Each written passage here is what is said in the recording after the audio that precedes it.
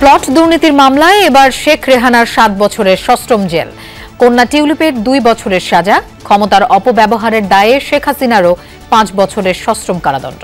এটা মাইল ফলক রায় যে পরবর্তীতে যারাই আসবেন দেশের শাসন ক্ষমতায় তারা অন্তত একটু সতর্ক থাকবেন যে আমরা যেন কোনো দুর্নীতির সাথে জড়িত না থাকি।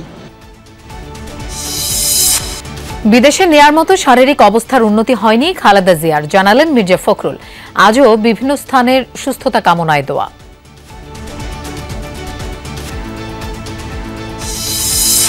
পিলখানা হত্যাকাণ্ডে জড়িত বাহিনীর সদস্যদের নাম প্রকাশ করে দ্রুত গ্রেফতার দাবি শহীদ পরিবারের। দলগতভাবে জড়িত থাকায় আওয়ামী লীগকে বিচারের আওতায় এনে নিষিদ্ধের দাবি।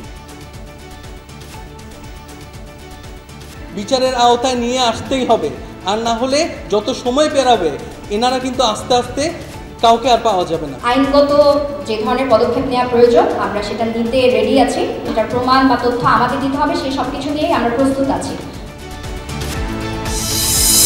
মেট্রো রেলের ছাদে কিশোর উঠে পড়ার ঘটনা আরও ভয়াবহ হতে পারত বললেন ডিএমটিসিএল এর এমডি।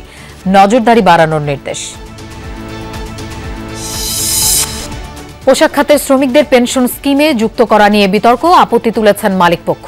আর্থিক নিরাপত্তা বাড়বে বলছে কর্তৃপক্ষ।